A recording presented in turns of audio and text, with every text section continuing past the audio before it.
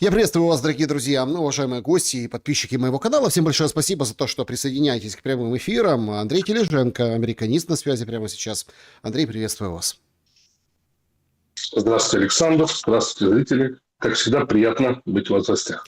Вы знаете, есть над чем задуматься, есть что проанализировать, причем сразу по разным плоскостям. Такое ощущение, что нас просто берут и разрывают вот эти причинно-следственные связи. Будем обсуждать сегодня саммит НАТО, который вчера закончился в Анкаре. Что, собственно, он принес, да, какие интересности, в общем-то, для того, чтобы проанализировать текущее положение дел, ну и какие вызовы конкретно, каким сторонам он бросает. Значит, как всегда, прямой эфир — это возможность пообщаться с вами, уважаемые зрители, поэтому оставляйте свои вопросы в сообществе YouTube, в клубе зрителей Шелеста, ну и, конечно же, в чате трансляции. Но в чате трансляции, пожалуйста, пишите в самом финале, когда будет сессия ответов на вопросы. Поэтому начнем с голосования сегодняшнего эфира в чате. Оно вот такое. Вот смотрите, у нас есть сейчас там закончившийся саммит, есть резолюция бумажная, есть фактическое положение дел, ты смотришь, как одно другому не соответствует. И в связи с этим вопрос. Если сложить все, продолжение иранской истории, сегодня там бомбили Иран, Иран отвечал, то есть это, если вообще вот эти лицензии Патриота присовокупить, Россию, которая говорит, что у Путина какая-то странная ситуация, Трамп играет двойственно. В общем, исходя из всего этого, из комплекса событий, вот такой вопрос. У кого положение дел хуже, чем до Анкары? Вот до Анкары и сейчас. И варианты. Хуже у Трампа, у Зеленского, у Путина, или Анкара, по сути, ничего не поменяла. Как бы вы ответили на этот вопрос и какой вариант выбрали бы? Я бы Зеленский, Трамп и Анкара ничего не поменял. Вот так вот. Можно подсуммировать дипломатически это все, не прямо отвечая на какой-то конкретный вопрос. Ну, это из того информации, которая есть у меня, и, исходя из той аналитики, из общения. Я вчера после разговора Трампа и Зеленского поговорил с парой людьми в Вашингтоне, с окружения 47-го президента, то могу прямо сказать, что это на чем основывается мой ответ. Так что почему такие были действия, там, вы мне там тоже задавали, разные люди тоже, что происходит, куда это все идет. Ну, были действия Российской Федерации, которые не понравились Америке, которые Америка поняла, что Россия идет дальше, и она поняла блеф с какой-то стороны США, ну, на какое-то время этот блеф. Как всегда, американцы, Запад пытаются кинуть нас, русских, это все блефами. И вот это как раз Россия этот блеф просчитала, понимая, куда это все, эти договоренности в Анкаридже идут, то, исходя из этого, вот такая была риторика у Трампа. Зеленского до сих пор ненавидит, это могу прямо сказать, мне это заверили еще раз, никто не поменялся, личное мнение к нему не поменялось, хотя, может, он там вливает туда деньги через лоббистов, подкупает республиканцев и тому подобное, это, он тратит деньги народа Украины, которого ограбил. И это раз. А два, ничего это не поменяет, отношение к себе.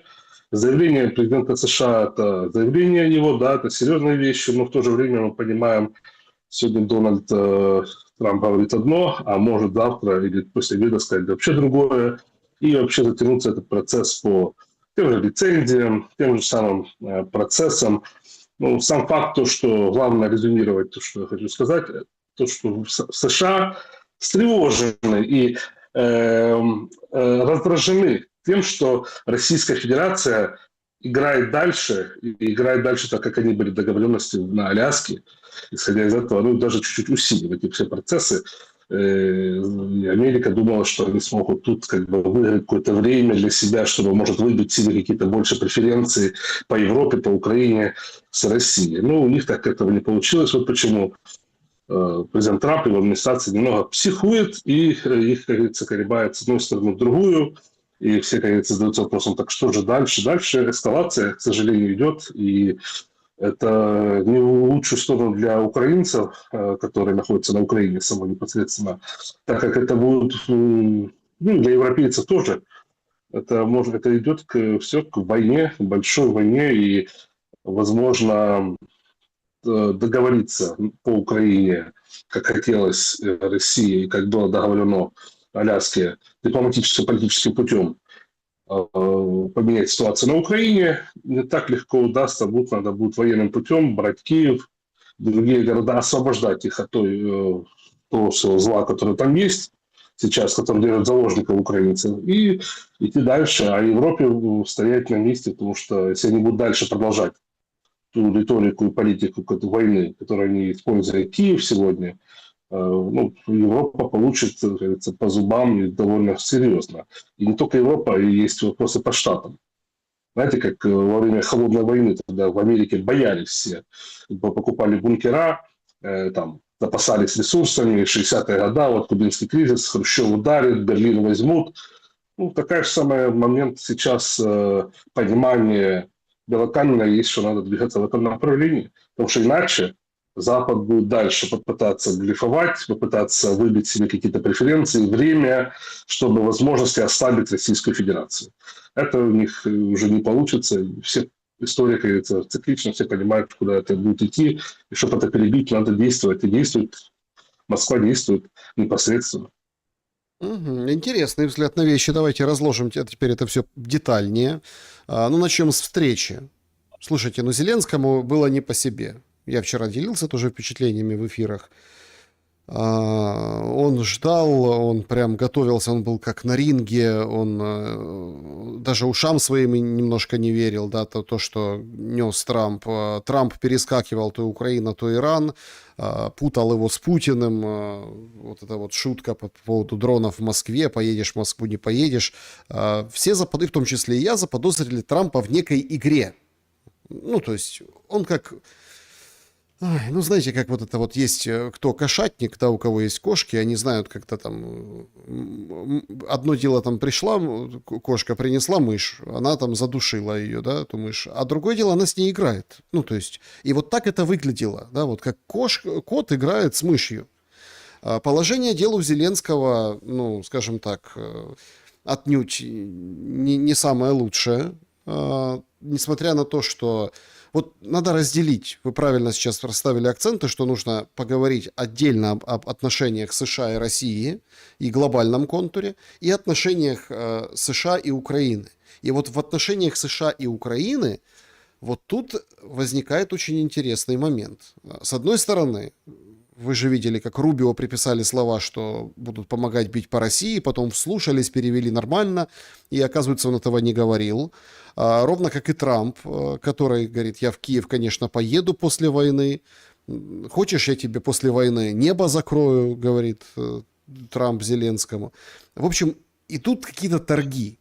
Но Украину четко Трамп обозначил как предприятие, в котором у него доля. Он так и сказал, это земля, у нас там есть своя доля, поэтому мы там уже зашли, мы там вот будет прекрасный правитель Зеленский. Как вы думаете, исходя из отношений Украины и США, я так понимаю, что все, как бы деньги будут дальше европейцы давать, династию можно достроить, и в принципе Зеленский, вот именно Зеленский укрепился внутри, снаружи, после Анкары, или не все так однозначно? Не все однозначно. Это так. Смотрите, Трамп, еще раз, как вы сказали, играет. Он раздражен, ему надо было напакостить немного Москве вот этими заявлениями. Чисто для этого было это сделано. Не более того.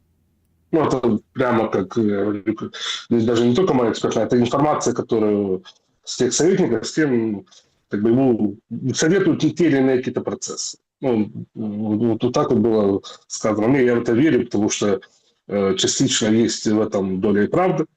Он понимает, как дальше двигаться. У него есть проблемы по Ирану, это отдельная тема, но Иран, они там тоже пытались блефовать, якобы подписав мирные какие-то соглашения, которые они не подписали, подписали, в то же время это непонятная ситуация движется уже пару месяцев. Там, еще раз, развод в том, что Америка хочет предоставить свой военный бюджет Израилю полностью для использования до $1,5 триллиона. На Ого. секундочку, полностью, который, ну, свой военный бюджет, и который, чтобы Израиль имел долг. Сейчас идет законопроект в Конгрессе, если его проголосуют через лобби Израиля, тогда вот такая, как говорится, такой подстёб, подвох подписали каких-то мирных соглашений США и Ирана. Там, как говорится, они не то подписывают, но будет дальше война за счет денег американцев. Это раз. То, что там небо пытаются, там заявил, что можно закрыть. Можно, но Израиль они тоже закрыли, или там в Ближнем Востоке ничего не закрыли. Летит на ура, бьет куда надо, баллистика сверхзвуковая, которую американцев еще раз нету. И их системы, те же самые Patriot, бессильны против сверхзвуковых ракет, так что иранских и тому подобное. Так что вот показатель, можно говорить все, что угодно, мы с вами можем тоже назваться правителями мира и тому подобное, и сидеть тут и что обсуждать. Ну, просто эти люди, типа, якобы серьезные, их надо прислушаться, как мы верим всегда. Президент там, тоже Российской Федерации, когда выступает, на свои слова в отвечает. Это понятно. Путин сказал, они делают. Так же самое Си Цзиньпин, там, и Моди, и все остальные. А тут Запад сейчас, к сожалению, идет в такую игру. Они в проигрыше. Вот почему они себя так ведут. Они не понимают, что делать дальше. И это не так, что я говорю, потому что это поддерживаю Российскую Федерацию.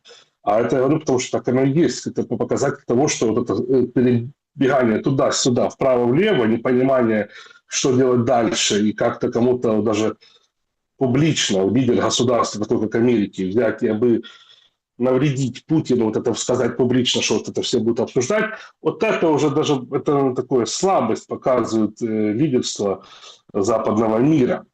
И по Украине Америка хочет получить то, что они хотят получить от Украины, те контракты, которые они подписали, редкоземельные металлы. Россия там не против этого процесса. Пожалуйста, будете работать на тех территориях, которые нейтральные Украины или освобожденные Украины, смотря с какой, еще раз, сценарий, который еще есть на столе, возможность нейтралитета государства Украины, если ее очистят. Но если ее будут очищать военным путем, а не дипломатическим, политическим путем, то это будут уже нейтральная Украина, это будет как бы часть Российской Федерации в том или автономном формате, или со стороны какая-либо Беларусь, союзное государство и тому подобное. Так что тут уже варианты Россия сама себе их не раскладывает и ни с кем не советуется. А Америка это понимает. И в то же время, еще раз, Россия не дает заднюю, говорит, пожалуйста, то, что мы договорились, мы будем работать в этом направлении. Мы готовы. Это дешевле нам, и в первую очередь по жизням человеческим, чтобы дальше не двигаться. Мы можем пойти и двинуться, и, как бы, взять по Украине и сделать то, что надо сделать, как это делает Израиль или Америка в Иране. Почему-то вот одним можно что-то делать, защищать себя, якобы интересы, там, через 10 тысяч километров от своей территории, а другим на своей границе защищать себя нельзя, когда есть экзистенциальная угроза сбоку даже не Украины, а сбоку Запада и руками украинцев. Потому что Украина не имеет этих всех ресурсов бить по России, по Москве, по Петербургу, по НПЗ и тому подобное. Это все ракеты и дроны Запада, наводка Запада, деньги Запада. Украинского тут только нажатие кнопок и тела, которые потом получают, когда идет прилет. Так что отношения США и Украины, они довольно натянутые, если так реально говорить, без той пиарной части, которую мы видим, там, то, что нам подают в медиа. Есть неприязнь к лично к Зеленскому. Несмотря на это, Трамп, мы понимаем, не контролирует ситуацию в Соединенной Америке сам. Он опирается на то же самое глубинное государство, которое ведет геополитический процесс, так как выгодно им. И идет борьба в середине кланов. Есть кланы Рубио, неоконсерваторов, есть кланы Джей Ди Венса, которые против войны и против войны в Иране. И то тоже выступает за то, что выступал Трамп, не допускать дальше эскалации в мире и сосредоточиться на доктрине Монро и забрать себе Канаду и Гренландию. Канаду в формате такой, типа Евросоюза, экономического союза между США и Канадой, открытые границы, торговля, и Америка будет оттуда брать ресурсы, которые они планировали в свое время, думая, что они разобьют Россию, оттуда брать. потому что им надо ресурсы кончить, потому что ситуация экономическая нестабильна. И Гренландию то же самое за ресурсы и по землям контролю североатлантического направления в морях и Арктику. Это раз. Еще раз говорю, Украина здесь разменная монета. Была, будет и остается таковой. Поменяют там Зеленского. Когда поменяют, если поменяют, и как это будет, идет, мы видим, расшатка. Шаткая ситуация, еще непонятно, кого кто хочет ставить. Британцы тянут Залужного, он там пишет статьи в Телеграф, пытается замылить тоже глаза Российской Федерации, что вот он такой понимает, что Россия выигрывает войну, и мы будем, как говорится, надо договариваться. Это все блеф. Он, когда надо, ему по щелчку пальца он просто скажет, что противоположно, идут дальше воевать. Надо не забывать, Залужный эту вакханалию тоже начинал. Он русификацию начал, он угробил больше 500 тысяч военных украинцев, которые, ну, это все надо помнить и понимать, кто такой Залужный. И он тоже не игрок суверенный. Тот же Буданов, который играет свою игру, кто подыгрывает, кто наезжает на Польшу, кто подыгрывает Зеленскому, кто наезжает на Зеленского и тому подобное. Это все игроки, которые не государственники, которые могут выйти и прийти на замену. На замену Украине может прийти только анархия на сегодняшний момент, которая может возродить потом что-то новое, которое приведет к какому-то консенсусу общества. Иначе вот это все, что есть там, это просто пропасть, бездна. Мы видим ту ситуацию, что происходит под кураторством Запада. Ее просто используют. Если бы хотели построить что-то, защитить Украину, они прекратили войну, и отстраивали бы Украину и дали бы передышку, возможность двигаться дальше. Но нет, они даже не хотят этого делать. Они хотят дальше воевать, пока Россию не развалят это и тому подобное. Вот вам отношение Запада и Америки к Украине. То, что там Грэм и все остальные выступают за деньги. За деньги, которые им платят с бюджета, отворовано от украинцев миллионы долларов в месяц на их компании и тому подобное, через лоббистов, через третьи группы. Они будут говорить, как только прекратятся деньги, они забудут про Украину, скажут, кидайте ее в пропасть и все. И, ну, к сожалению, это построена сейчас эта война, как я всегда говорю, на финансовых потоках и деньгах. Заработки, прибыли. И тот же самый Трамп, исходя из того, что в единственном моменте, где он сказал, Зеленский хороший, это потому, что тогда он про земли говорил. А вообще Зеленский для земель и этих экоземельных контрактов не нужен. Ему нужна стабильная власть, которая будет на Украине. Если она будет русская, россияне стали добро. И все, будет нейтрально. Главное, чтобы редкоземельные металлы шли в Америку. Вот по-другому ему ничего там не надо. Хоть выжженная земля будет. Главное, чтобы получить свое. Мы сейчас поговорим об Украине.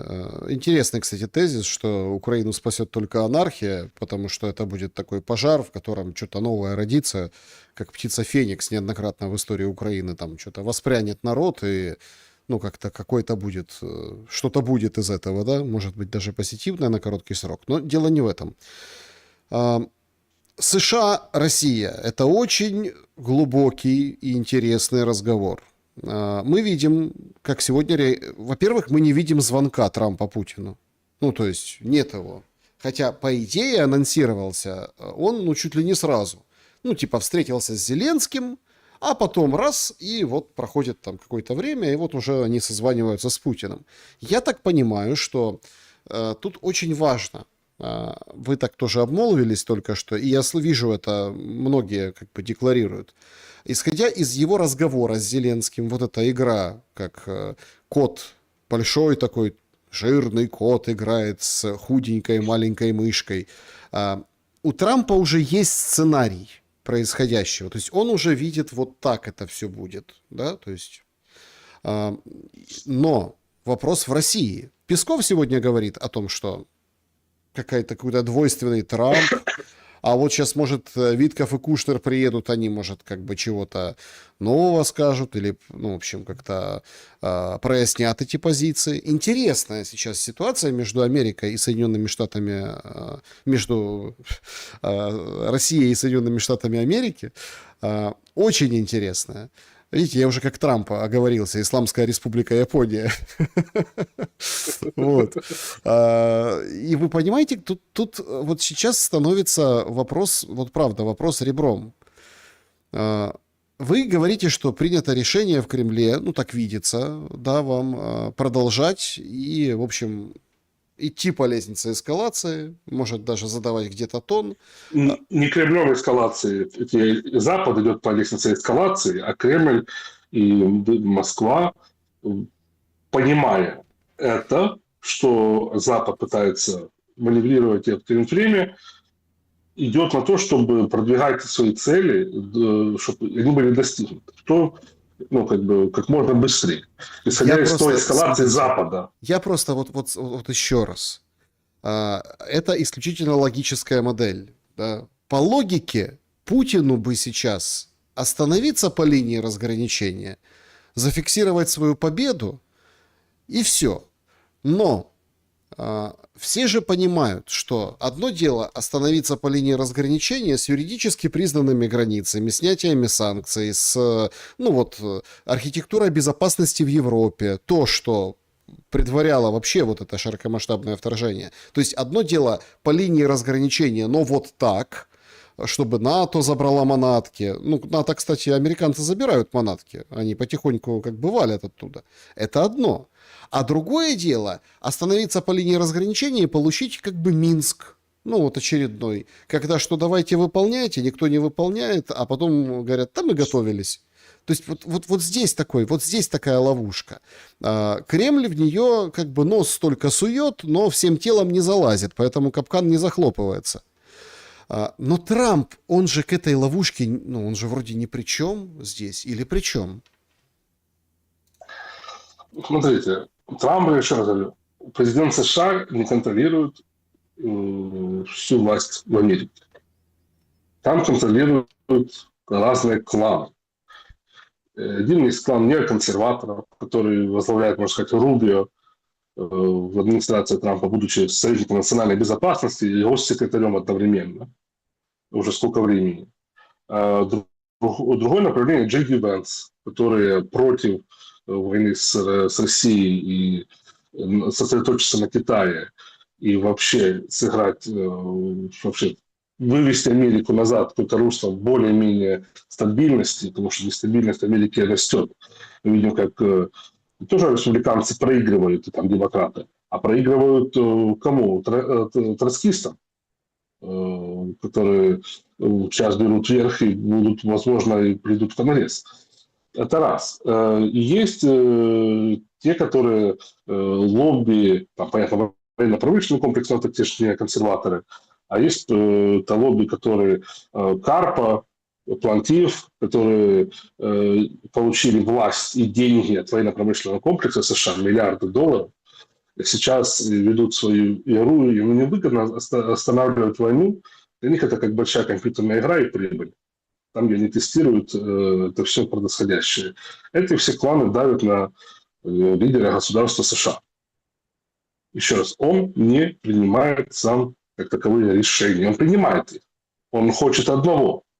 Но может ли он выполнить это, исходя из того, что вокруг такое происходит, давление, и не все можно протянуть, то это факт.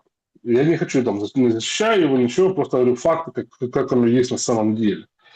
И плюс непонимание полностью геополитического процесса, как такового, как можно сыграть в этом, исходя, он видит это как бизнес-модель, которая не работает в геополитическом процессе, тем более сейчас, в 21 веке, когда вообще ситуация поменялась в мире радикально, и дипломатия не учится уже по учебникам, она учится на ходу, и исходя из того, что ситуация, которая есть в мире.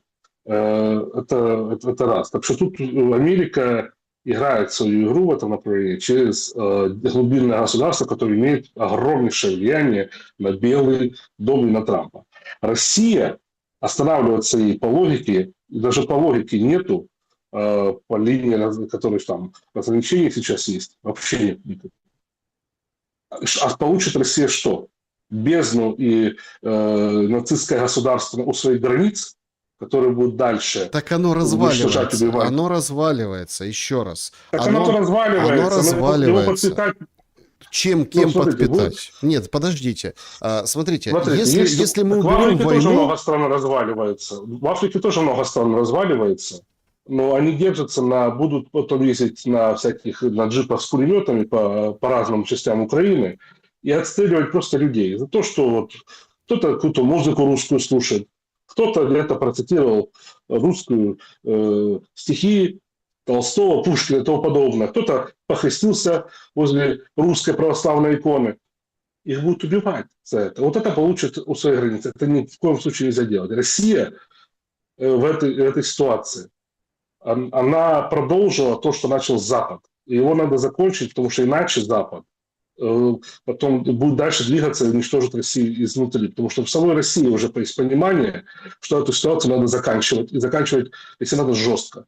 Иначе Запад не понимает игр дипломатии, добросовестности, какой-то адекватной политики, когда во время этих военных действий жертв гражданского населения, каждой жизни, я еще раз, цена, на вес золота или больше. Ну, в этой войне на Украине гражданских населения погибших намного меньше, чем в конфликте в Израиле, Газе, за последние 10 лет конфликтов в мире. Вот это факт, который есть. И это благодаря тому, что действовали в порядках каких-то правил. А Запад правил не понимает. Запад использует дальше, накачивая Украину и идет свою игру. Та же самая Европа готовится к войне США с Российской Федерацией. Америка издыхает в этом моменте как на самом слабом. Кто, как говорится, моргнет, как говорится, в покере, тот того, как говорится, будут добивать уже. Вот к этому. Если Европа моргнет, Европа будет добивать, Европу скажут, что виновата в этом. Если Россия моргнет, Россию добьют в этом процессе. Вот к чему это идет. На выживание. При всем уважении, 5-й год это все идет. 5-й год. 5-й год идет, потому что думали, что можно будет достигнуть дипломатическо-политическим путем после выборов президента США, которые были через каналы неофициальные договоренности, что, возможно, это будет как-то свести на нет и договориться то, что было договорено в Аляске. Вот почему он идет 5-й год. Это можно было бы... И слава богу, может, оно еще не закончилось быстро, потому что нас бы с вами не было. Может, мы не успели даже никто уехать бы. Разбомбили, как американцы, Багдад, 150 тысяч жертв за первый месяц. И взяли бы быстро, если надо было. Вот к чему это могло привести. Взяли бы, да, за год бы всю Украину, было бы потом бы куча трупов, и это все надо было потом, как говорится, выходить из этой ситуации. А Россия в этой ситуации просчитывает. Это же не только Украина, никто не только за Украину борется. Идет борьба за влияние в мире. Украина – это как плацдарм этой борьбы и как разменная монета в этом. Есть параллельно еще Китай, Ближний Восток, Латинская Америка и Африка. Параллельно там, где сейчас меняются зоны влияния. Как мы видим, Африка довольно быстро меняет свои зоны влияния. Мы просто это не замечаем. Есть параллельные, есть шахматные доски параллельно, которые идут. Украина, мы просто на нее акцентируемся, потому что мы с Украиной, мы это как бы пытаемся фокусироваться. Плюс наш фокус медиа разбивают, хотят, чтобы мы сфокусировались на этом направлении. А идут параллельно другие игры. И эти игры влияют также на тот процесс, который происходит. Африка, я говорю еще раз, меняет довольно быстро. Выкинули все американские базы в основном. Все из Африки и европейские. Сейчас там российские войска находятся. Африке это приемлемо. Более лучшие партнеры нашли. Ну, китайцы, да, китайцы, которые... А китайцы играют свою игру, они ждут. Китайцы так же самое ждут, кто первым моргнет. Того и можно потом... А китайцы не ждут, как оказалось. Сейчас Шпигель и там есть инсайдер издания расписывают, как Россия и Китай, кооперируясь, обмениваясь данными и технологиями, чуть ли не нашли, как разбомбить спутниковую группировку Маска. Потому что, знаете, это, конечно, все очень прекрасно. Эпоха потребления, глобализм, интернет в любой точке мира. Ну как это? Для потребителя это создано. Покупай Starlink, оплачивай абонплату, и будет тебе счастье. Но давайте так. Если не будет Starlink, Starlink это преимущество на поле боя, безусловно. И в дроновых атаках в том числе. И вот сейчас они вот это вот как бы прям материалы выходят один за другим о том, как Китай включился в этот процесс. Чего-то подсказывает, где-то сам берет какую-то информацию в России. А не в этом ли разгадка плохого настроения Трампа и невозможности договориться с Кремлем? С Кремлем договориться была договоренность. Ее затянули они же сами американцы. И Запад, Европа, Америка. Это прямо уже говорю. Американцы не вывели свои спецслужбы с Украины. Не вывели. До сих пор сидят 20 баз, которые работают, и там около 800 тысяч человек в совокупности ЦРУ, аналитиков, советников, которые работают с Украиной против Российской Федерации, используя украинских военных, наемников и эти все неонацистские группировки. Это факт. Они не вывели, Starlink работает, все дальше продолжает усугубляться. Деньги Трамп продолжает продавать оружие. Ну, продает это уже лучше, чем просто так дает. Но сам факт, что эта ситуация дальше продолжается. Стоять на месте с стороны России нету. Китай еще не включился. Это еще так. Если понимать, Китай если включится в ситуацию, то начнется ситуация по Тайваню. Вот это значит, Китай включился параллельно свою игру, но он свою игру включается. Он же не только на стороне России. Он все равно кто-то должен быть на чьей-то стороне. Каждый играет в мире, исходя из своей выгоды. Это на Украине только привыкли играть, потому что кто-то где-то за нас заступится. Никто никому мы не нужны. Так нас дули в уши, что вот за нас Запад. Западу никто не нужен. И Украина как таковая. Не надо ресурсы, которые есть на Украине. Земля и все, не более того. Не надо, чтобы она ни в Евросоюзе, ни в НАТО была. Так что Китай. Китай за себя играет. И просто выгодно, и России выгодно работать сейчас с Китаем, находить там интересы общие. Так же самое и России, и с Америкой. Россия пытается донести Соединенные Штаты Америки, что совместно работать им было бы выгодней, чем работать против друг друга. И достигать чего-то большего, когда это было бы адекватные союзнические отношения, а не то, что есть сейчас. Америка, еще раз, в доктрине Америки Россия пока не враг как таковой. Враг только если они там ее начнут дергать. Вот так они прописали себе. Но в то же время еще есть группы влияния, которые это двигают. А Китай, еще раз, когда включится, это будет отдельная история. Тайвань и Тихоокеанское направление, которое Америка еще до сих пор, у них не то, что не закрыто, у них с Европой не могут разобраться, что у них происходит. А что у них происходит с Европой? Ну вот вообще непонятно. Ангары, которые есть, оружие, пустые почти. У них запасов, если начнется реально Россия захочет ответить Европе за то, что они делают через Украину, довольно быстро это все закончится. Просто это не будет война, как военная, кто-то будет заходить. Это будут удары прямые баллистическими ракетами по тем или иным комплексам, где изготовляется то или иное оружие для армии ВСУ. Все. И Америка с этим ничего не сможет сделать. Только запустить, если ядерное оружие, они этого делать не будут, потому что они себя берегут родимых. У них есть оружие только для себя. Вот почему они переделают группировку в Европе. Нету оружия, чтобы у них там удерживаться. Нету ресурсов, чтобы удерживаться в Европе. Ресурсы надо на Тихоокеанское направление отправить. А их там нету тоже. Они бегут из Европы, получается? Бегут, передислокацию делают на Тихоокеанское направление, Ближний Восток, чтобы как-то где-то закрыть дыры. Потому что, понимая, если Китай действительно включится в игру, то они вообще там ничего не смогут сделать. Вот к чему свелось это сейчас. Вот почему эта игра идет, и что Трамп психует. Тогда возникает очень интересный момент. Я хотел бы, чтобы через этот момент вот мы разобрали эту ситуацию. Трамп едет к Эрдогану. Нетаньяху в шоке. Ну, то есть, как это? Санкции снять с Турции, F-35 дать. Но Трамп не сказал остаточно «да», окончательное «да», не сказал. Хотя Эрдоган говорит, что говорил. Ну, в общем, опять получается, понимаете? Ну, опять получается «здрасте, приехали». Тут вроде опять анкоридж. У Эрдогана получается тоже свой анкоридж.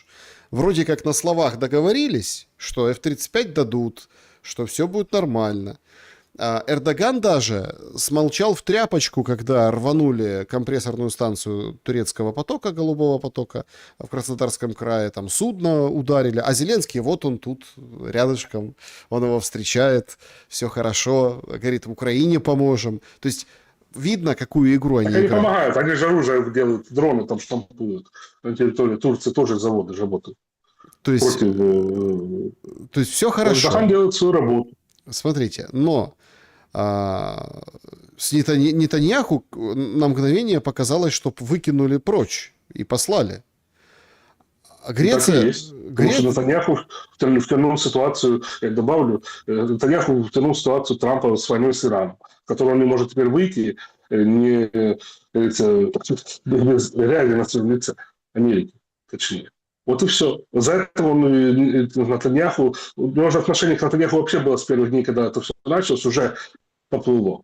Тогда что это пытается потянуть лобби, вот эта договоренность по поводу бюджета американского, Израиль, чтобы там имел доступ к американским деньгам военным. Потому что поменяется власть или там Трамп психанет, какое-то время может это все заморозиться. И чтобы этого не было, лоббисты делают свою работу и продвигают свои инициативы. А к Натаньяху у него отношения очень негативные. Это ж не зря были высказывания и слив информации, что Израиль втянул Америку в войну.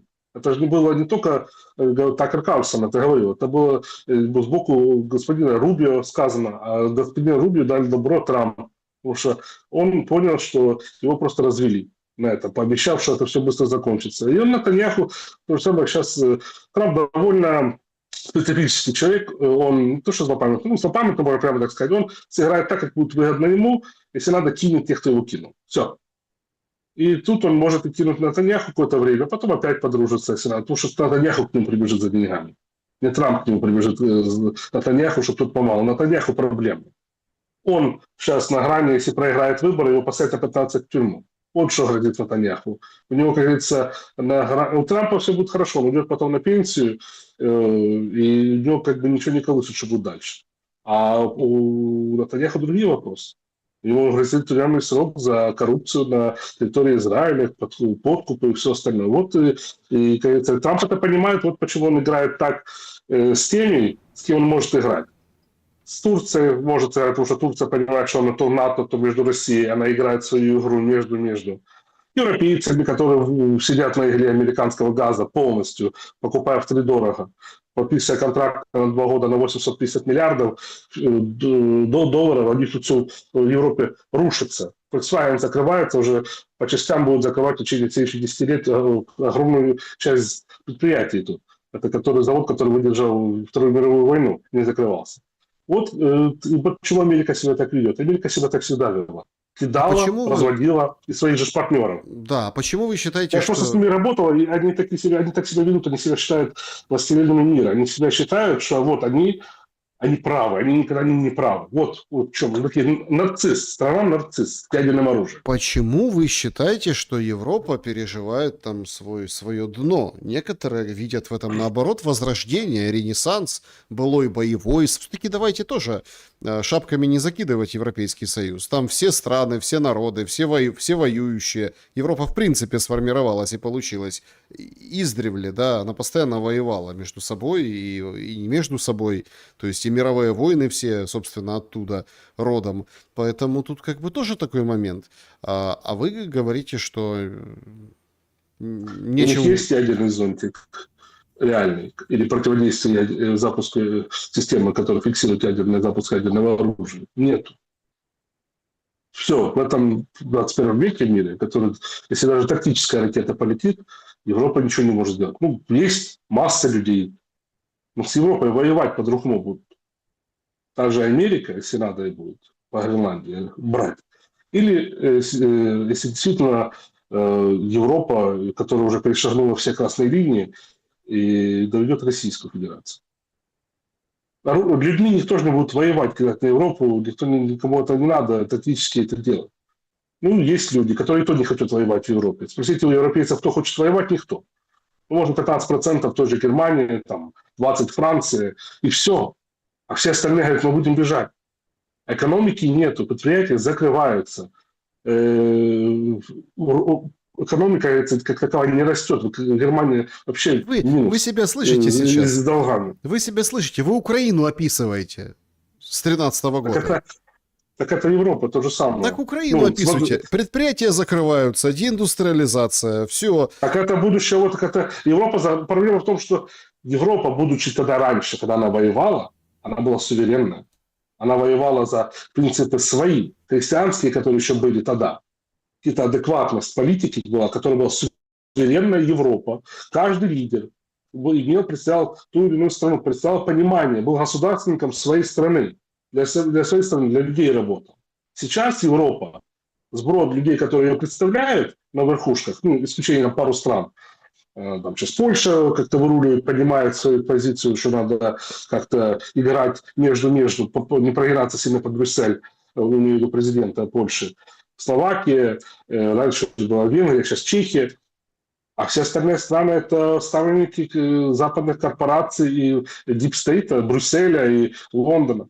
Хотя Лондон не имеет к Евросоюзу никакого отношения, они влияют, потому что им это выгодно, по-другому они никак не могут повлиять ни на что. Какая армия в Великобритании вообще есть? Никакой. У них все, как говорится, подводные лодки сейчас на цепи стоят на ремонте. Они должны арендовать в Германии военное судно, чтобы как-то обеспечить себе, как говорится, охрану вокруг своей страны, хотя это была страна-флот в свое время, еще лет 100 назад. Та же самая Европа, закрывается бизнес. Вот оно есть, это по тем шагам, которые идет. Просто Украину добили быстрее, и была цель ее добить, ее использовать. А Европа следующая. Еще раз, тут кто моргнет первый, того и потом задавят. То же самое Америка или Китай или Россия. Вот к чему это все свелось, к сожалению. Да, мрачные прогнозы на мир, но оно так и есть. Надо смотреть на реалии. Да, перегруппировка, они говорят, что идет перегруппировка. Так заводы закрываются, предприятия не работают. Ким промышленность то в Штаты выезжает, то в Китай. На Европе ничего не остается. И атомные электростанции все поуничтожали, которые сейчас хотят отстраивать. Поняли, что они сделали ошибку. Потому что по-другому оно не работает. Они все зависят сейчас от ресурсов, как зависит весь мир. Та же самая Америка зависит от ресурсов. Вот почему они идут в войну эту начали с Россией. Ресурсы хотели забрать, развалить Россию, и чтобы пришла так называемая оппозиция в России, и дала Америке, продала им всю страну, ставим им какие-то пару миллионов на своих счетах, и чтобы у них было все хорошо. Все. Ну, Россия выстояла. Сейчас берутся за Европу, пытаются Азию так же само нагнуть. Канаду и все остальное. Вот идет, к сожалению, ситуация, перетрансформация мира, и той Европы уже, о которой вы говорите, давно и нету, к сожалению. Была бы та Европа, может, не было бы сегодняшней эскалации как раз со стороны Евросоюза, НАТО, который продвигается дальше. И было бы какое-то понимание, что надо остановиться, не воевать с Россией. Потому что все понимают последствия войны с Российской Федерацией, или империей России. Сколько раз и до Парижа доходили, и Берлин брали, и тому подобное. Но это же надо как понимать, что есть с кем ты воюешь. Осенью будет мобилизация в России? Россия? Тут говорят многое. Мобилизация там идет всегда. Армия там идет. У нас про эту мобилизацию в России говорят уже с первого дня СВО. Вот, ракеты закончатся, люди закончатся, будут там как скот брать людей, только картина наоборот. Как скот берут людей на Украине, ракеты закончились, ничего нету, деньги их выпрашивают. Вот это, если даже будет мобилизация, это будет мобилизация интереса того, чтобы как бы в каких-то приемлемых нормах. Не будет такого, как все ожидают, что будут хлопать в ладоши, что как на Украине будут брать людей с улицы. Если это будет в пределах адекватных норм. У них хватает людей воевать, у них нет таких потерь, как сбоку ВСУ. У них и параллельно армия удерживает миллион человек, держит всю остальную территорию Российской Федерации. Потому что если бы не было армии, я думаю, там бы и Китай бы уже сыграл свою игру, и Америка могла тоже спровоцировать это на Владивостоке и с Аляски зайти. Ну, образно говоря, или там какую-то провокацию. Армия есть, работает. Это на Украине армия вся кинута на эти все фланги, на линию фронта. И пытаются дальше дразнить еще и там Белоруссии, поляка и тому подобное. Хотя нету людей, чтобы прикрыть эти все дыры. На Украине как раз там нету людей. А там все время людей призывают в армию. Люди отслужили, им предлагают то, что, по моей информации, контракт, идти воевать в СВО. Военным, которые их могут взять, забрать, сказать, принудительно, идите воюйте, на благо... Нет, отказался кто-то, не хочешь идти даже за деньги воевать, пожалуйста, никто тебя принудительно за шкирки не берет, не посылает в окоп. Потому что все понимают, что такой военный, который принудительно не хочет воевать адекватно не будет. Польза от него на поле боя только будет хуже делать. Вот то, что здесь со стороны ВСУ. Выходит Подоляк и делает заявление. Россияне должны жить в подвалах, без топлива. Они должны вернуться в состояние позднего СССР. У них должны быть продуктовые карточки, голод, дефицит. Это способ окончания войны. В Российской Федерации должно появиться социальное ощущение войны. Эти нелюди привыкли как воевать, сидеть у себя дома и радоваться, наблюдая, как убивают граждан другой страны, отрезают головы, совершают насилие. Выдал и был таков. Ну, с Подоляком сейчас, конечно, такая история. Он там имидж изменил. Вот. Так ощущение, что скрываться хочет. Да. Скрываться. Я думаю, может, пол поменял уже. Может, Вот. всякое модное. Смотрите, так вот вы говорите, так в этом это же и продает Зеленский. Вот, у России нет стратегической глубины. Вот сегодня все радуются, Саратовский завод НПЗ закрылся. А мы там долетели до Тюмени, до Омска, еще там куда-то долетели. И вот отсюда происходит вот такой рецепт завершения войны. И все это делается под соусом, что Украина хочет закончить войну и принудить Путина по линии соприкосновения. А Гордон на всех каналах рассказывает о том, что это мы пока по линии соприкосновения. То он 2 недели назад требовал Крым вернуть и всех, чтобы бежали. Сейчас он выходит и выступает, говорит, Донбасс заберем назад. Я бы Гордона не то, что не слушал. Какой каждую неделю, что кто-то там умирает в России, какие-то верхушки и все остальное. Ну, полный бред. То же самое и Подоляк, и все остальные, тот же Зеленский. Ну, мы помним, эти все такие заявления были, когда якобы было контрнаступление, что вот Украина сейчас побеждает, будем вот Буданов, мы в Крыму будем пить кофе или там билеты уже продавали на концерты. Это был 23-й год. И что? И где? И когда? Ну, слава богу, этого нет. Да, есть нарушение поставок топлива Российской Федерации. Экономический дискомфорт довольно серьезный. Но вопрос в том, что войну не выигрывают только ракетами или там дронами. Это даже Америка понимает по Ирану, например. Выиграть войну, не заводя войска, невозможно. Это так, можно там дестабилизировать, а в какой-то момент оно может сыграть, оно уже сыграло и играет в России противоположную роль. Группирует население, наоборот. Да, какая-то часть будет недовольна. Ее как раз будут медиа использовать для того, чтобы пускать, показывать картинку. В то же время есть большая консолидация общества. Если оно консолидируется, а русское общество это обычно, когда консолидируется, тогда надо ждать, как говорится, ответного серьезного удара. Вот это, как говорится, и проблема, которую не понимают суть России. Запад, Зеленский вообще ничего не понимает. По-другому это не назовешь. Потому что если человек, который понимал, что такая Россия, историю понимал, что когда консолидируется российское общество и русский народ, дает ответ довольно серьезный. И довольно глубоко могут ответить, как это показывала уже история. Так что вот эти все заявления, вот эти все то, что удары по НПЗ, дестабилизация, оно не приводит к победе в войне. Победа войны на поле боя достигается. То, что сейчас, оно и продвигается на Донбассе. В Донбассе осталось около 5% освободить территорию. Уже часть Днепропетровской области. Это еще никто ничего не работал. Вот в чем проблема.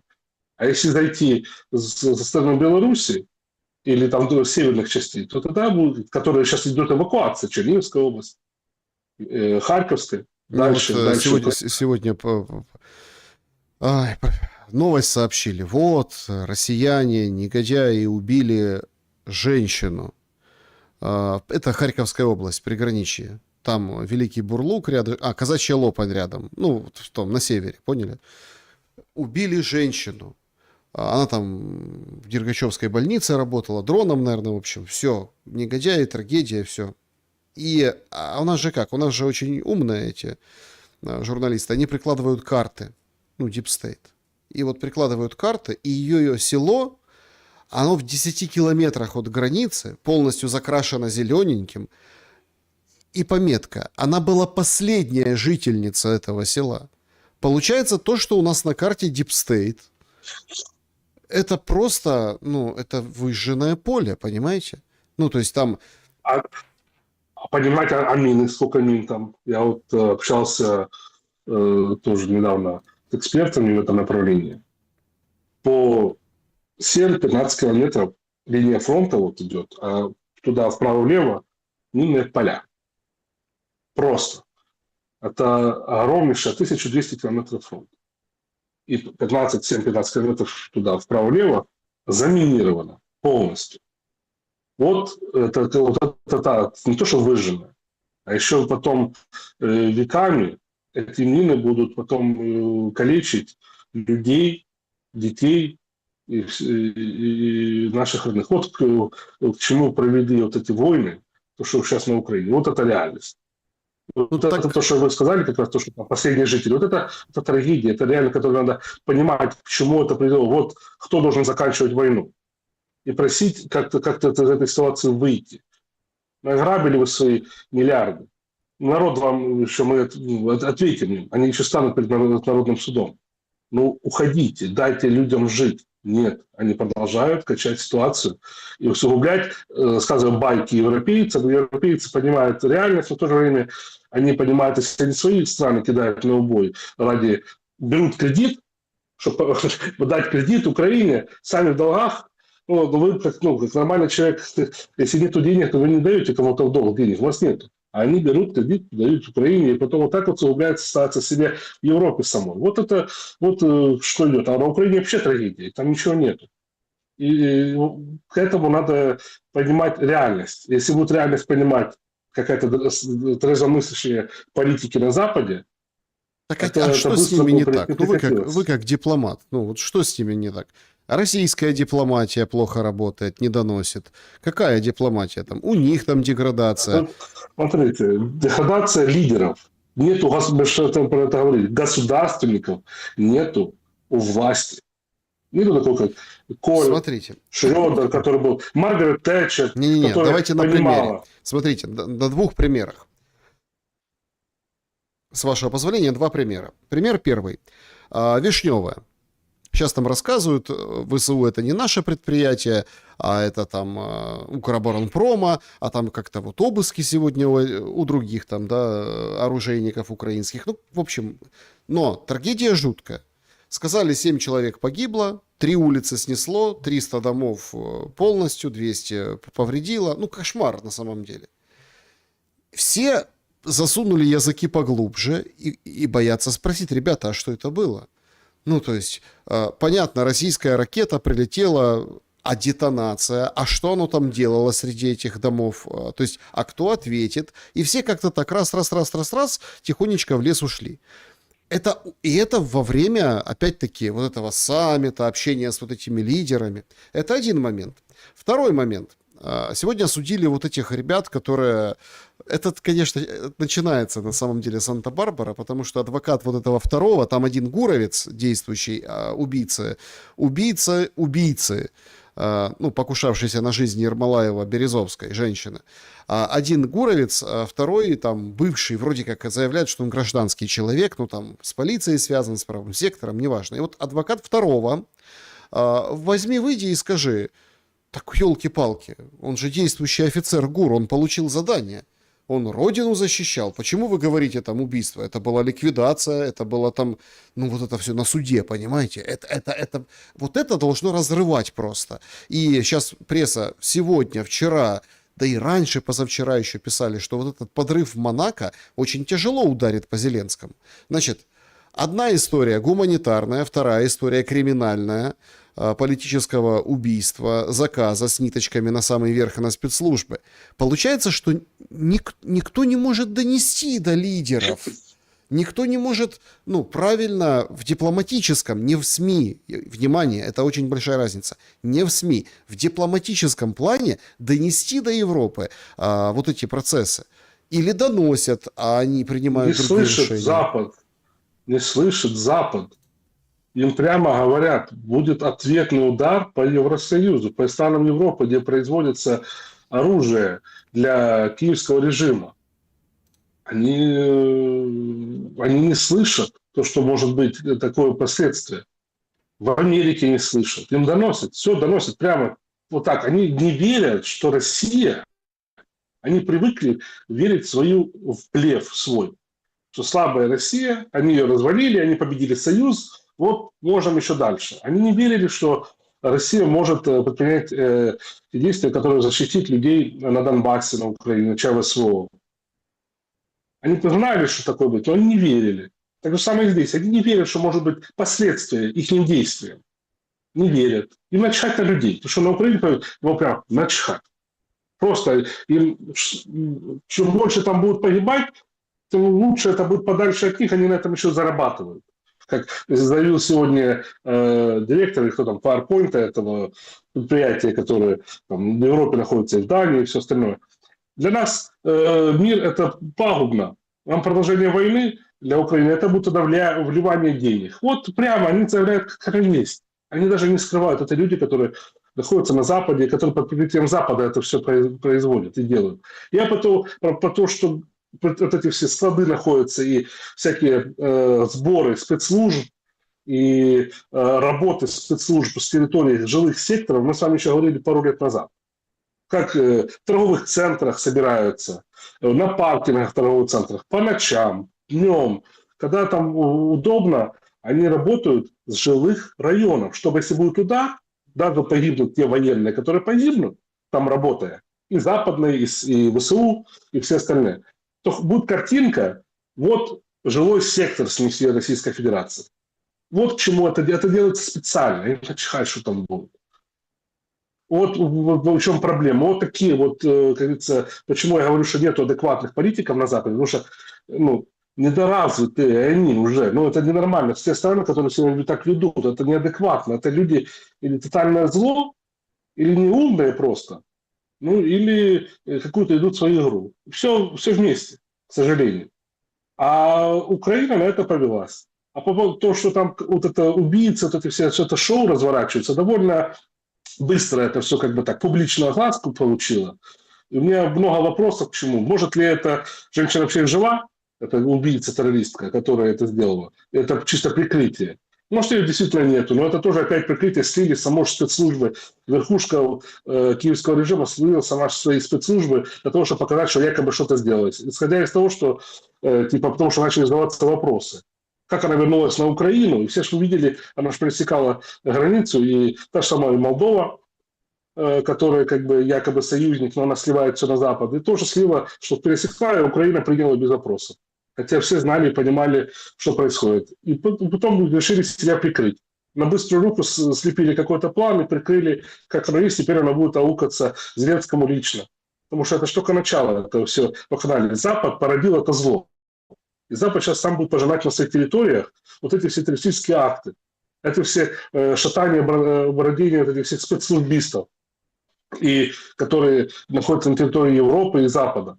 И потом, когда еще пойдет атака России, действительно настоящая атака, и пойдет фронт посыпется, эти все ВСУшники будут бежать куда? В Европу. Почему еще же они тогда задумываются о фильтрации? Потому что и блокировать мужчин, чтобы или въезд, или чтобы они тут не оставались, потому что это потом это все на их голову посыпется. Тут уже они пытаются понять, потому что понимают, что это им надо будет с этим разбираться. Сами породили, и это зло к ним и придет. И вот это идет шоу-хаус. К сожалению, это даже не контролируемое, это просто идет, оно выходит из контроля. И контроля, в первую очередь, Запада, который это все и породил на нашей земле. Замена Зеленского не поможет. Замена Зеленского, им только надо, чтобы продолжать конфликт. Им начхать, что будет дальше. Оно уже его не остановить. Страну превратили в хаос. Сомали. Просто такое образно Сомали, которые группировки, оно просто будет усугубляться еще. Только очистка Украины извне. Россия может там помочь очистить от неонацистов и вот этой все западной, говорится, так называемой помощи, которую они нам помогли. Поляки тоже не против. Поляки сделают свою работу, они очистят это давно, мы тоже с вами обсуждали, как они сами наведут порядок на Западной Украине, их переучат истории, та, которая должна быть. Бандеровщину выкинут из головы. А реально только Российская Федерация может выбить Запад из Украины. Потому что если Запад будет на Украине, это будет продолжаться веками. Украина должна очиститься, стать действительно каким-то адекватным, нейтральным государством. И после этого мы можем говорить про то, что как-то отстраиваться. Потому что вот это сейчас рассуждение, что надо на гении отстраивать Украину, отстраивать что? Чтобы она дальше усугублялась, она будет дальше ухудшаться ситуация, она будет ухудшаться. Она к лучшему смены режима на Украине не приведет. Тот же Залужный, тот же Буданов, Усики, Шмусики, или все, кто остальное будет вылазить, все ставленники или олигархата, или Запада, олигархат работают украинские под Западом, Ахметовы, Пинчуки, эти все работают на западные спецслужбы. Почему им дают им их деньги пользоваться?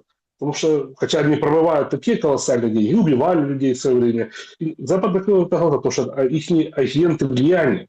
И они ставят тех своих политиков. И это им надо, чтобы продолжать этот хаос, такой, знаете, бездна на границах с Россией, aby навредить России, чтобы она не расправила крылья свои и начала развиваться дальше, потому что как это так? Россия будет развиваться, значит, вся пропаганда посыпется. Она уже сыпется. Да, друзья, подведем итоги нашего сегодняшнего опроса. Вот такие итоги. У кого положение дел хуже, чем до Анкары? 7% считают, что у Трампа, 8% у Путина, 25% у Зеленского и считают 60%, что Анкара ничего, по сути, не изменила. Ну вот действительно, вроде как обсуждали такие вещи, злободневные, сегодняшние, да? А по большому счету опять как бы приходим к глобальным процессам и глобальным причинам. Даже в бунте во Львове против ТЦК, то, как отловили потом мужиков, там Корчинский радуется, там антиукраинский митинг был, всех поймали, всех наказали, всех отправили служить. Это же такой очень серьезный звоночек. Это некоторые даже сравнивают с Врадиевкой новой. А вы? Еще революции обычно делаются всегда извне контроля. Сами по себе они не могут быть. Тут только может быть не революция, как-то анархическое такое всплеск людей, общества, которое действительно... это будет неконтролируемая. Революция вся контролируемая формат политический, а это будет неконтролируемая. Такое махновщина, когда люди объединяются сами с собой, общество, и будут всех, кого попало, просто зачищать сами изнутри. И это действительно, это показательно, что это делается, то, что сказать, Западная Украина. В Западной Украине очень много людей с разных регионов, и Центральной Украины, из столицы, которые видели всегда, как насаживали западенщину эту веками на центр Украины и зачищали ее историю. И вот это результат этого сегодняшняя работа ТЦК, могилизация, отлов людей как собак, вот это, к чему произвело перевороты на Украине и движение к Западу. Люди понимают, что это уже терпеть этого нельзя. Троещина была показатель, мы же уже забыли, люди вышли все-таки и тоже начали... Там российский обстрел все сбил.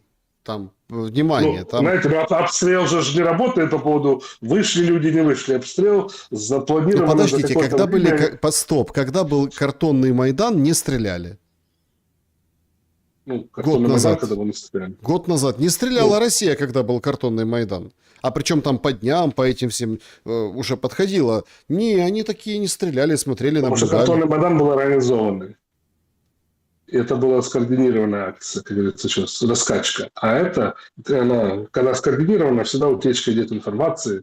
А когда не скоординировано, а общество объединяется и выходит само на улицы, без верхушки, без политического какого-то эстаблишмента, который нигде не сливает информацию, сами собрались улицей, районом или городом и дали по мозгам этим всем, как говорится, неонацистам, вот это оно по-другому. Вот это про то, что мы видим и на Троещине, то, что во Львове, и это будет сейчас происходить на Украине больше и больше. Люди должны сами себя защитить в первую очередь. Потому что оно пришло, потому что те власти имущие допустили то, что они могут делать все. А эти ТЦКшники и эти гуровцы, которые имеют в подвалах, извините меня, что это за спецслужбисты, которые имеют в своих подвалах, дома, там, где живут эти дети, семьи, родственники, они собираются там, отдыхают, комнаты пыток. Это что за извращение такое? Это извращение. Это не только у этого одного гуровца, а это у многих такое, я так понимаю, есть. Не только, может, у гуровца, может, и у прокуроров есть такое, и еще каких-то других деятелей, которые во время этих всех действий пытаются себе еще выбить, такого при НКВД не было. Были какие-то централизированные, но централизованно это все было как-то... Дома у себя не устраивали комнаты пыток. как это там говорили, Сталин делал, это, государство устроил, а работали спецслужбы. А тут спецслужбы лично это берут на себя и устраивают такие комнаты пыток. Вот это надо очистить, Украину от этого. Потому что такое оставлять нельзя. А это соседи чьи-то. Кто-то про это знает. ТЦКшники, они должны помнить, что они потом будут отвечать перед обществом. Они думают, что их Зеленский будет защищать? Нет. Зеленский попытается убежать, забрав с собой свои пачки денег. А их потом будешь вводить на суды. И что потом? Они будут отвечать за все. И перед тем, как выполнять приказ чей-то, ловить людей, должны понимать, какие будут последствия для них в будущем. А люди должны понимать, кто эти люди, брать их на карандаш и учитывать, где кто из этих товарищей, кто из них соседники, кто из них родственники и тому подобное. И потом, исходя из этого, делать выводы и, если надо, наказывать их. Потому что это уже переходит все грани адекватного человечества. И вот я поддерживаю то, что люди вышли и хотя бы отстояли себя. Несмотря на то, что их потом всех запаковали, к сожалению. Но надо тогда больше выходить.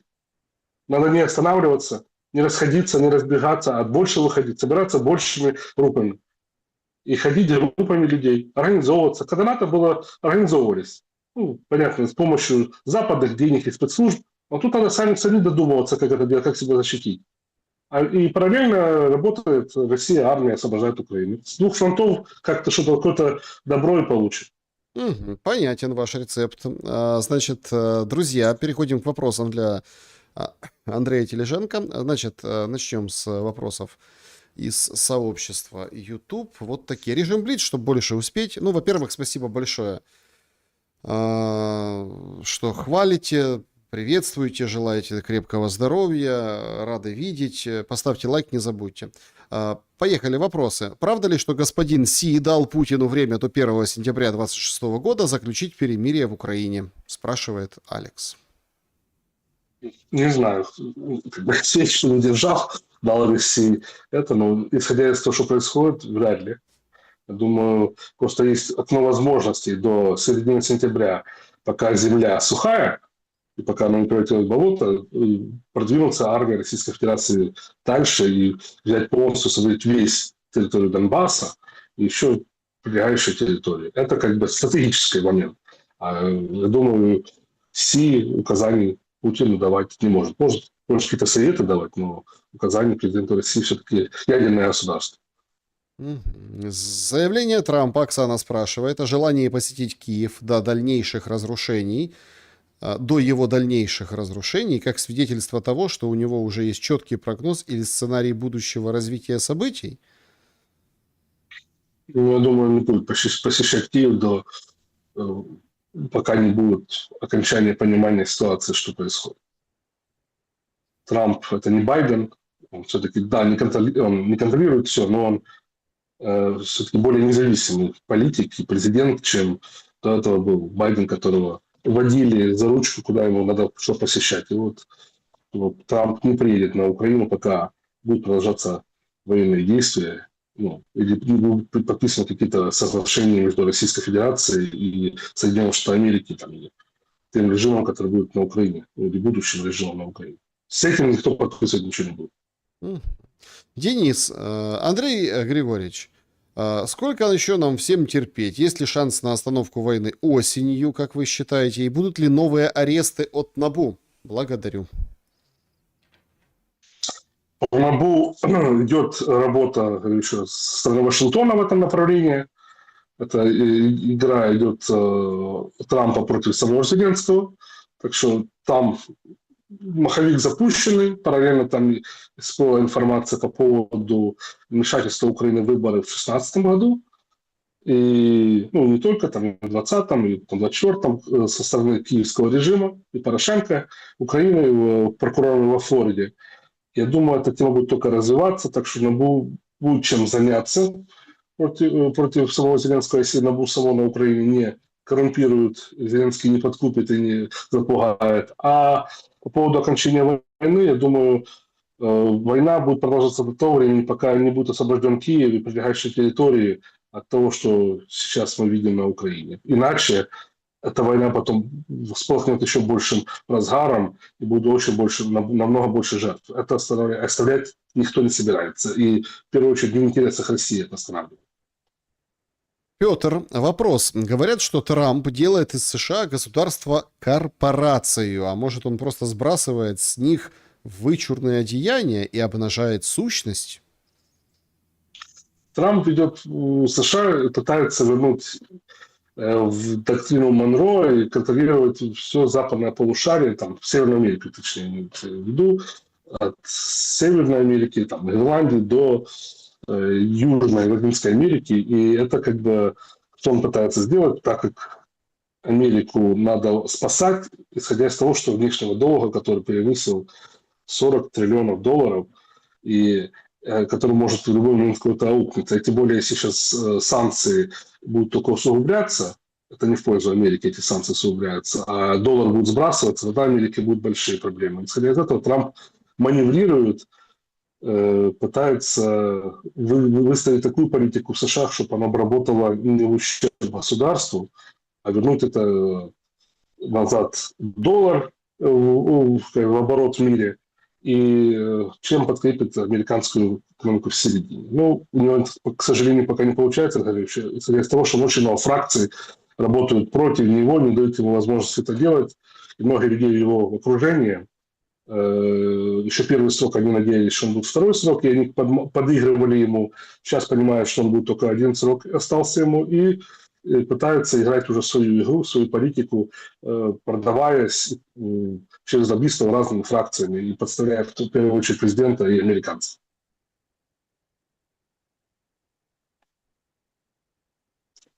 Звук пропал? Лина Востроилова спрашивает. Уважаемый Андрей, спасибо, что вы не оставляете нас своим вниманием. Вопрос. Может ли стать с Украиной как с Чечней? Тихо и результативно важно спасти государственность Украины под силу только России, спрашивает Лина. Спасибо за вопрос, спасибо за поддержку.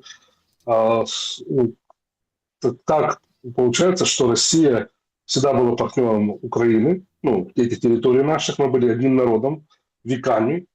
У нас одна религия, это факт. Исторически мы пути прошли разные и тернистые. И сейчас этот путь опять как бы на такой развилке.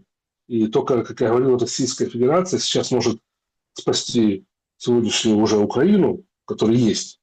Потому что до этого, это не будем в исторических дискуссиях ходить, но сегодняшнюю Украину от западного, как говорится, влияния негативного, которое привело то, что Украина сейчас разруха полностью. И я думаю, будет формат тех освобожденных территорий, возможно, как или Чечни, или как союзного государства, смотря как это все будет происходить, какой будет ущерб, сколько будет потрачено ресурсов России. А другая часть Украины, которая будет, она будет уже поделена Западом, как Югославия. Украина послала Путину реалистичное письмо, предложение об окончании войны. Как вы считаете, что это за письмо? Это очередная пустышка? Украина не может ставить условия из-за того, что она проигрывает эту войну. Ну, проиграла. Иран ставит условия, у них есть ресурсы воевать, свои ресурсы, они не берут никаких внешних займов. Да, у них есть там какая-то минимальная помощь по поводу разведданных со стороны там, Китая и Российской Федерации, и других стран-союзников. А все остальное они сами себе выготовляют, сами есть ресурсы человеческие, чтобы воевать.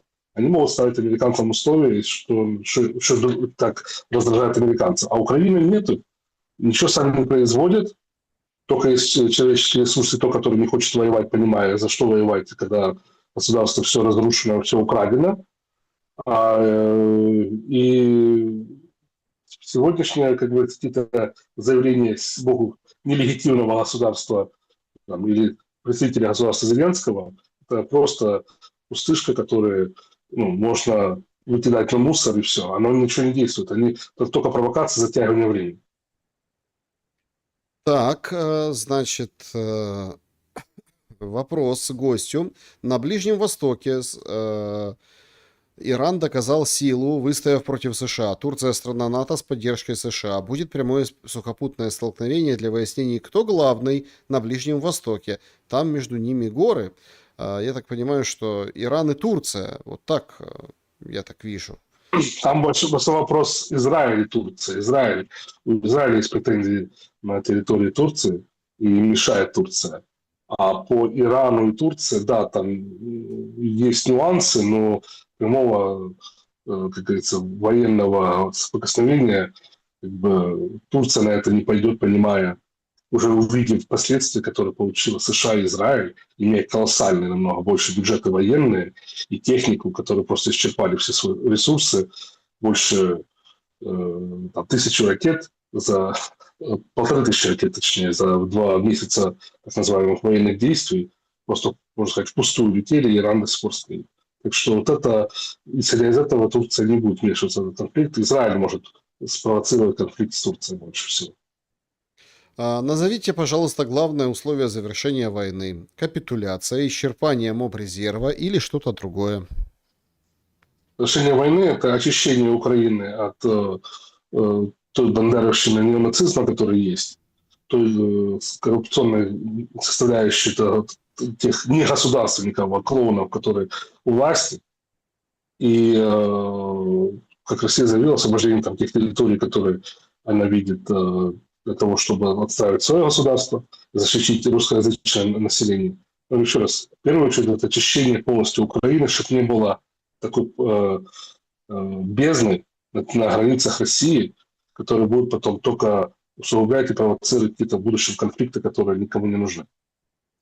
Короткий вопрос Андрею. Считаете ли вы, что при условии дальнейших дальнобойных ударов Украины возможны удары со стороны России ядерным оружием? Мирного неба его сейчас так мало стало. Ядерным оружием, все возможно, если будут удары по ядерным объектам Российской Федерации, но я думаю, скорее всего, не по Украине будут удары ядерным оружием, а ядерным оружием более тактическим, возможно, по странам, те, которые провоцируют и накручивают Украину для того, чтобы делать эти удары возможными. Это тот же Запад, НАТО, которые координируют и по таким объектам бить, карты маневров ракет, баллистов, то есть стороны ВСУ и дронов просчитывают и просто используют Украину для этих целей. А удары будут наноситься по странам НАТО, которые это делают. И вот это, что надо Западу задуматься. Так,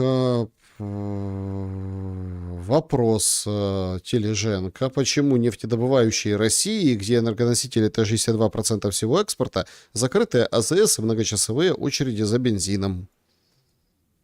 Понятно, выбили и создали условия такие, как бы, некомфортные для того, чтобы не было как бы топлива сейчас на рынке для того, чтобы расшатать ситуацию внутри Российской Федерации. Это была только главная цель – терроризировать местное население для того, чтобы расшатать ситуацию, чтобы они встали против власти в Москве. Это может, еще раз, быть эффект противоположный, больше исторических фактов, то, что русский народ сплочить россиян, чтобы быть более убеждены в том, что надо быстрее заканчивать, агрессивнее войну, очищать всю Украину военным путем и поставить Европе понимание, что так дальше делать нельзя. А это только, пока, еще раз, террористические атаки на гражданские объекты для того, чтобы дестабилизировать политическую составляющую. Военным путем ничего не дает это на поле боя для ВСУ. В ВСУ есть нехватка топлива на фронте, а у российских военных нехватки топлива на фронте нет. Наташа так говорит, а куда ж делась украинская старая забава привязывать к столбам? ТЦКшников, например, могли бы привязывать. Было дело, было, помните, в начале? Это было шоу тогда, это что, вся революция, все эти пиар-ходы, это были картинки для того, это чтобы... не пиар-ходы, это мародеров привязывали к столбам. Первые дни войны. Я помню, по Донбассу тогда показывали, тогда же Украина раскручивала это, что вот такое делают на Донбассе, это было все фейки. А то, что вот это по столбам, это тоже была такая акция, пиар-акция этих всех властимущих, чтобы устремить народ, это чтобы они были более покорными. А народу надо понимать, что надо так действовать, как власти действуют с ними, им надо действовать так против власти. Потому что иначе ты себя не защитишь. Есть Конституция, которая защищает ваши права, и которая еще хотя бы действует. Есть нелегитимные руководители государства, которые по 110 статье Конституции должен был передать полномочия парламенту. И флаг в руки тем людям, которые есть на Украине, действовать, чтобы защитить себя и свои семьи. Андрей Тележенко был моим собеседником сегодня. Я благодарю за время и мысли. Спасибо большое, всех благ.